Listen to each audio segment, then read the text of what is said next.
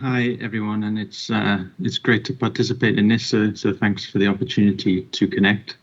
Some fascinating topics so far. I'm going to get a little bit more into some specifics and into the weeds on a few things. So the title of the session is "The World is Changing, and How Should We Invest?"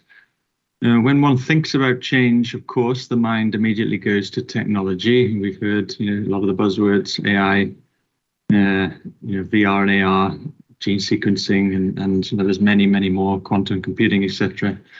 And it's hard, not to be fascinated by these areas. I have a scientific and mathematical background, so it's just, we live in interesting times. It's a fascinating world, and we spend a lot of time in these areas. But when asked to discuss one or two of our investments in the context of change, my mind went straight to an unusual place, and that was commodities. So commodities are just about as rudimentary as you can get. They've been around in terms of markets and trading for around 6,000 years. But it looks to us like we're at an interesting inflection point with two fundamental and symbiotic changes happening simultaneously. So first, companies, governments, and most importantly, consumers are starting to care a lot more about how and where products are sourced. Whether it's coffee or the car or the iPhone, this trend we think is here to stay and will likely intensify. Second, and just as important, maybe even more important, technology is advancing, as we know, as we've been talking about today, to the point where we're now starting to be able to reliably track goods back from their origin, back to their origin. So where are they sourced? Which countries, companies, processes did they pass through? And the capacity to do this is now becoming very real. So if you put the two together, the desire and the ability to identify the origin of what we consume, this combination we believe will lead to both structurally higher commodity prices and greater price differentiation, and that's the topic today. So I'm sure you're all fans of Spot the Difference, but I'll put you out of your misery here. There's no visible difference between these two piles of aluminium. Same size, color, weight, shape, and atomic structure. Historically, they've been treated as 100% fungible, quite understandably, but this may be changing. So I'm going to focus today on the aluminium industry. It's nicely illustrative of the core dynamic that I want to sort of bring to you, but you can apply derivatives of this argument to many other commodities. So aluminium is a fairly simple metal to make. You mine the bauxite, which is the red rock on the left. And it's one of the most abundant elements in the Earth's crust. You refine it using the Bayer process, basically removing a whole bunch of waste product, and you leave just the oxide. That's the pile of white powder there that's commonly referred to as alumina. And then you smelt the oxide to produce the aluminium. But rather than one output of this process, i.e. the aluminium, there are multiple. One is waste, so primarily what's termed as red mud from the refining process. It looks like a toxic red goo or slop. Now, the most important, however, aside from the aluminium, is the emissions generated via energy production. So energy is the single most important input to aluminum production, accounting for over 40% of the total input cost. Huge amount of energy is needed. So you can almost think of aluminium as stored energy, which, as an aside, is why there's so much interest and work going into aluminium as a battery technology. So how should we think about these other outputs, the waste, the emissions, etc.?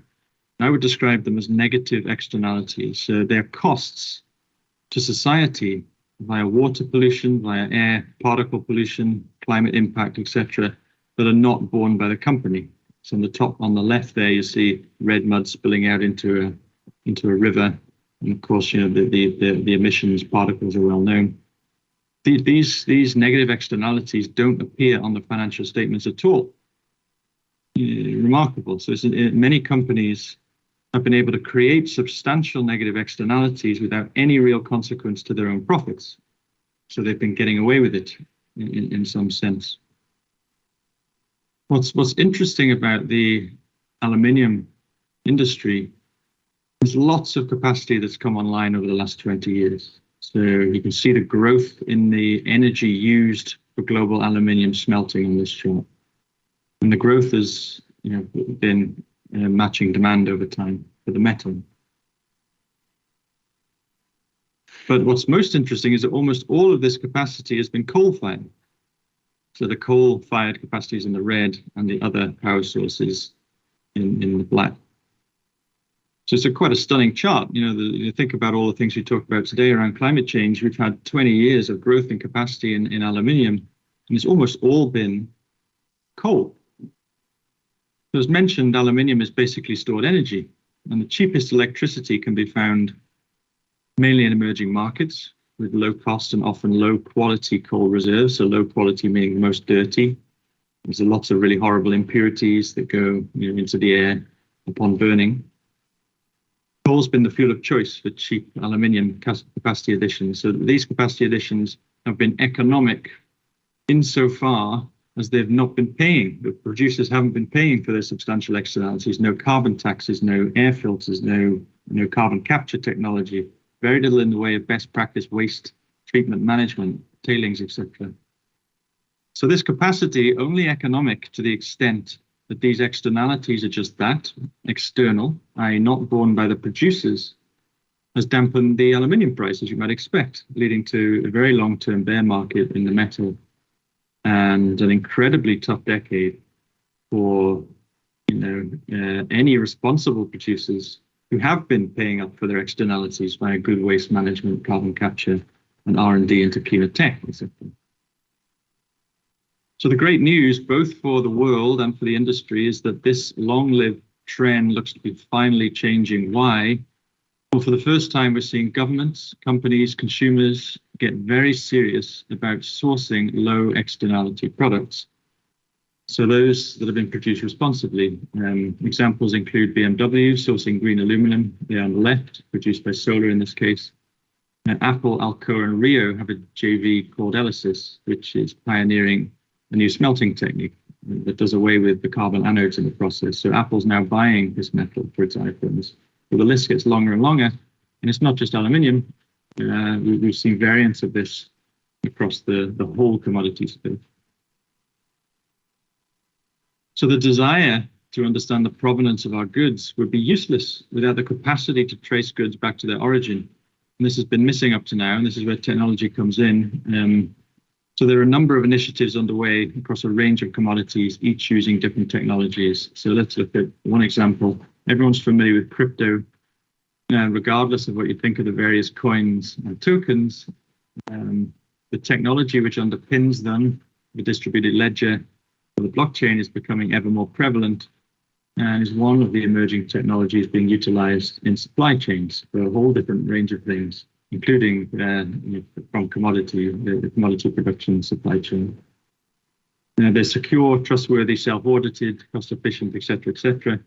As these technologies develop, companies, governments, and consumers should and will have increasing access to a robust audit trail on where their products are sourced, as well as the associated environmental and social impact. You can almost think of it, if you're producing some aluminium, for example, you can think of it as a kind of like a nutrition on the food you consume.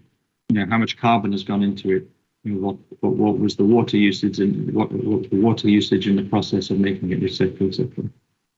And all these can be stored in a network like the blockchain, and this technology is getting more advanced. So when you think about our two lumps of identical metal, in a world where A, origin matters, and B, it can be tracked, differences start to emerge. So commodities with fewer externalities become increasingly more valuable. Another way to look at this is through the commodity cost curve, which ultimately dictates long-term commodity prices, as you know.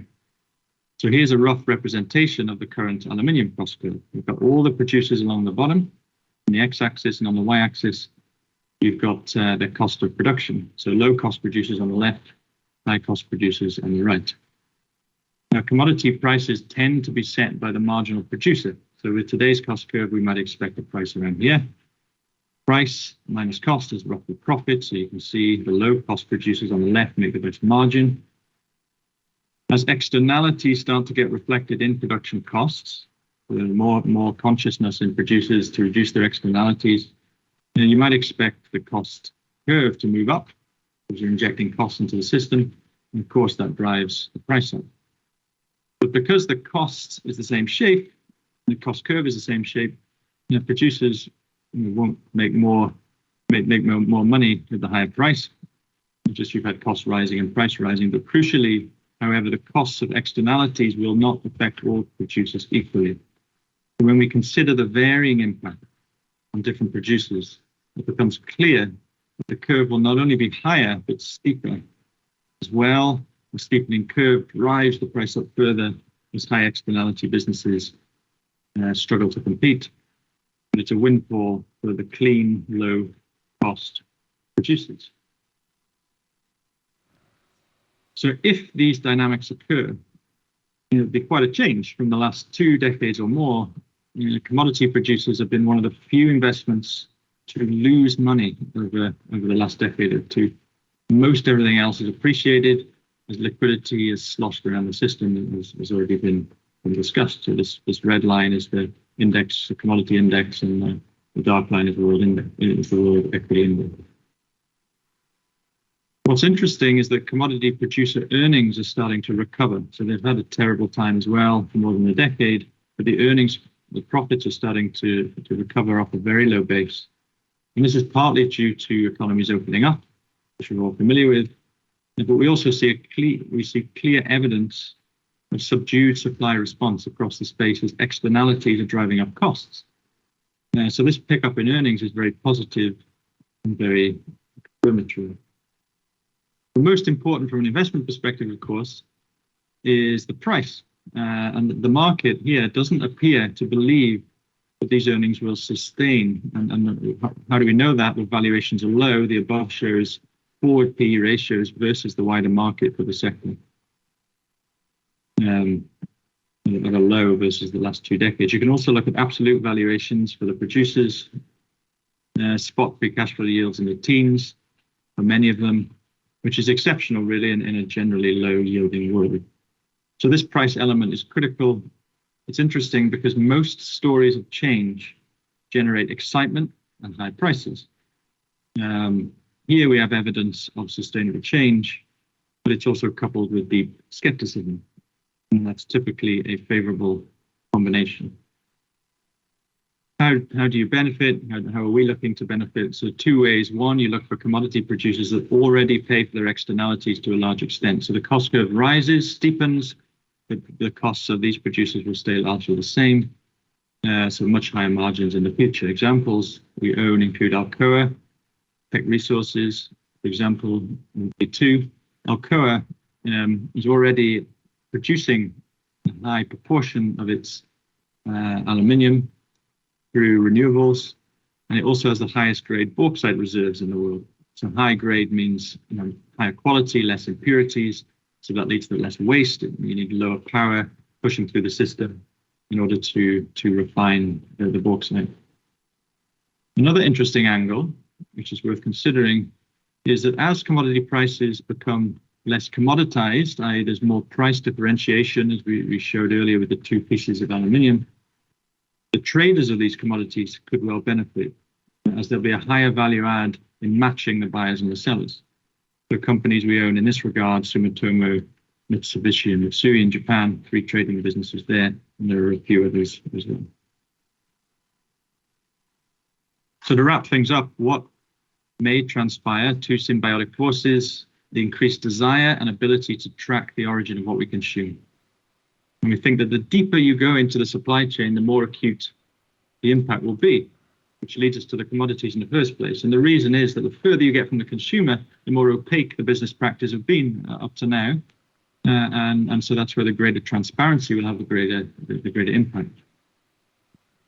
An outcome of this change, expect higher commodity prices structurally and steeper cost curves, and potentially price differentiation between two similar looking lumps of metal. How to position, look for producers with the lowest cost of production after accounting for negative externalities, and crucially, we should always pay a good price. So what's the so what? It's an unusual time. We've had an extremely long period of low rates and high liquidity. Real yields are negative on trillions of dollars of paper. It should, in theory, be very difficult in this type of environment to find high cash yields with inflation protection. Yet we think some commodity producers and traders, and specifically the types of businesses we've described here, offer good value, an unusually good value, really, in what is otherwise a challenging landscape. Thank you, and I appreciate your time.